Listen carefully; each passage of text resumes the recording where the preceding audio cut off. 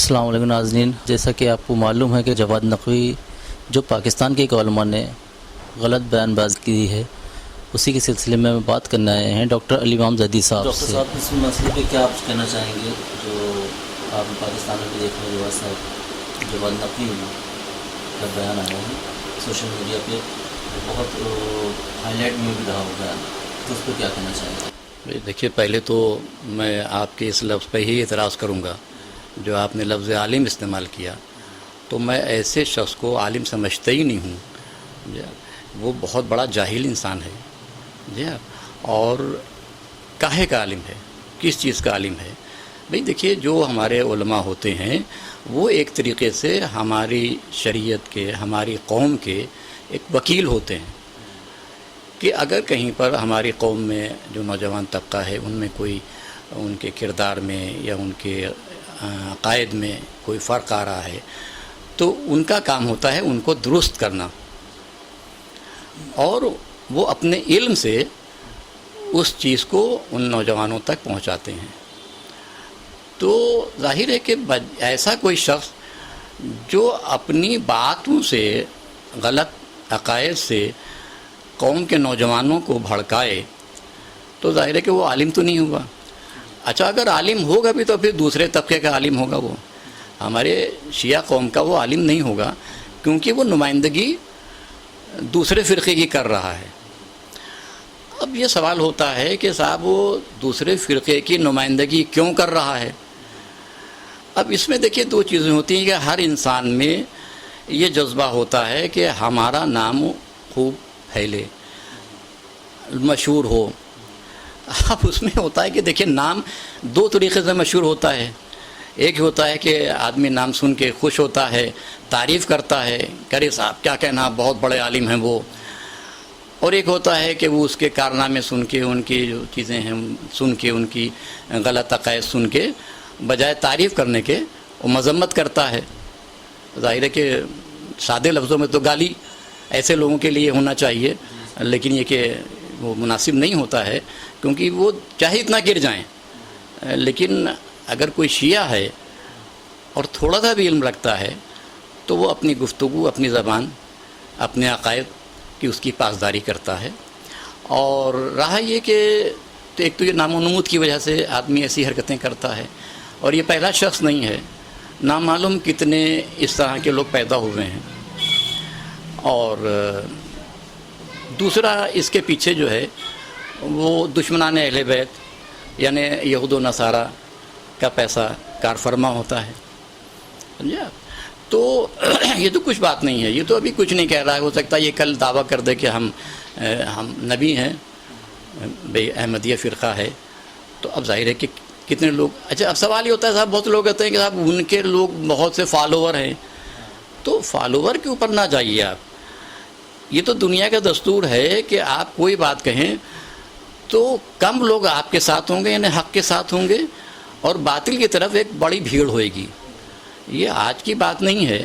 اگر آپ واقعہ کربلا پہ نظر ڈالیں تو اس وقت بھی کیا ہوا تھا کہ ایک طرف جو حق پہ تھے 72 تھے، اور باطل کی طرف لاکھوں تھے۔ تو ہم یہ نہیں کہہ سکتے کہ بس جو جدھر ہم بھیڑ دیکھ رہے ہیں، جدھر اکثریت دیکھ رہے ہیں وہ حق پہ ہیں، لیکن یہ ہمیشہ یہی رہا ہے کہ حق پہ کم لوگ ہوتے ہیں اور باطل پہ زیادہ لوگ ہوتے ہیں۔ ڈاکٹر صاحب، یہ ہوتا ہے کہ اس طرح کے لوگ بیان بازی کر دیتے ہیں، بیچ بیچ میں ہم لوگ آتے ہیں اور مائنڈ کو ڈسٹرب کر دیا، سب کے پوری قوم ایک الجھن میں آ گئی، اور ایسے ٹائم پہ ہمارے علماء جو ہوتے ہیں وہ خاموش بیٹھے رہتے ہیں۔ اس کا کیا وجہ ہے؟ دیکھیے، ہوتا یہ ہے کہ اس طرح کی جہالت بھری باتوں کا جواب دینا وہ بھی ایک طرح کی جہالتی ہے، کیونکہ یہ کوئی انجانے میں نہیں غلطی کر رہے ہیں، وہ جان بوجھ کے غلطی کر رہے ہیں۔ تو سمجھایا اسی کو جا سکتا ہے کہ جو انجانے میں کوئی غلطی کر گیا ہو۔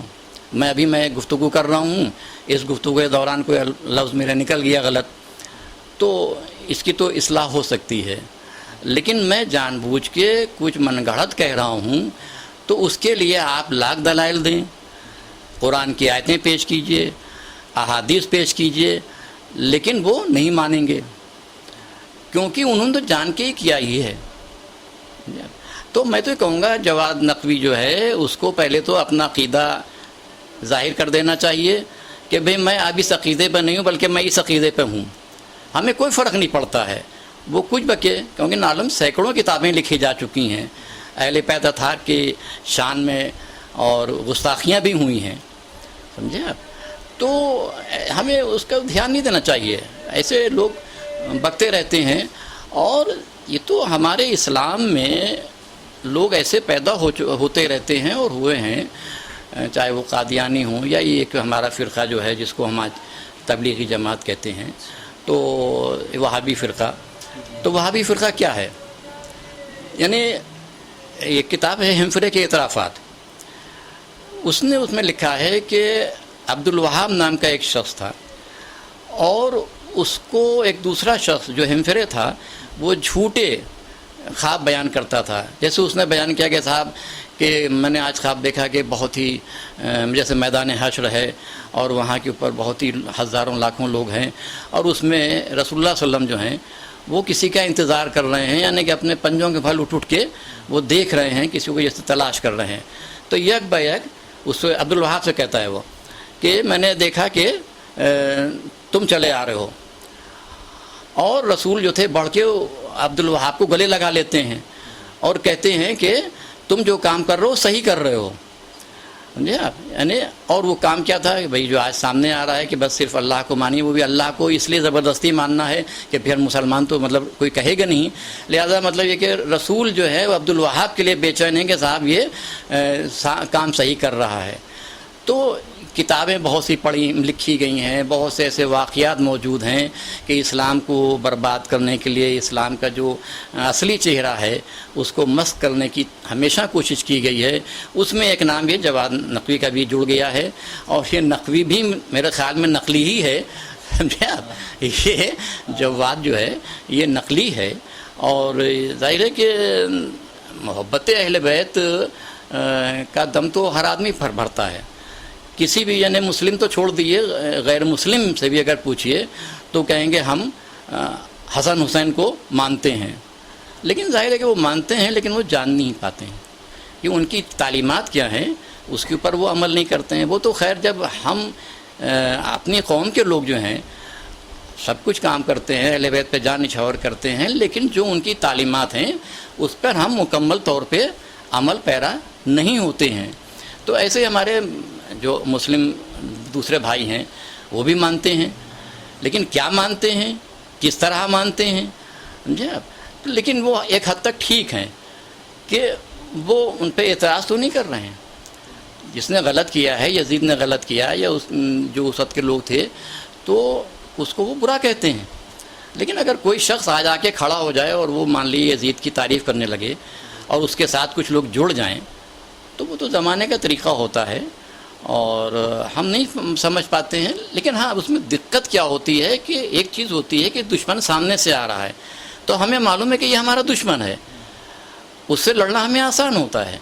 لیکن جو گھر کے بیچ میں گھر میں ہمارے بیٹھا ہوا ہے، ہمارے معاشرے میں وہ ملا ہوا ہے اور ہمارے جیسے لباس پہن کے، ہمارے علماء کے جیسے لباس پہن کے اور وہ تقاریر کر رہا ہے اور وہ ہماری فقہ کے خلاف بات کر رہا ہے، ہماری شریعت کے خلاف بات کر رہا ہے، ہمارے عقائد کے خلاف بات کر رہا ہے، تو وہ ہمارا وکیل کیسے ہے؟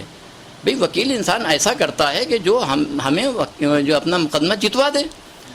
اور وہ وکیل جو ہم نے کیا اس کو ہم نے پیسے دیے، فیس دی اور اس نے جا کے ایسی بحث کی کہ معلوم ہم ہی کو اندر کرا دیا اس نے.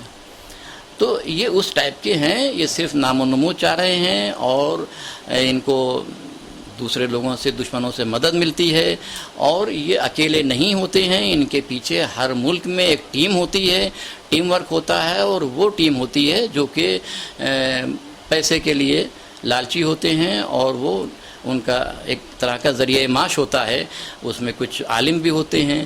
یہ جواد نقوی ہی اکیلے نہیں ہیں بلکہ میرے خیال میں کم سے کم 5-6 ایسے ملا کہوں گا جو ان کے ساتھ لگے ہوئے ہیں، کیونکہ ان کو بھی ان سے ٹکڑے کھانے کو مل جاتے ہیں.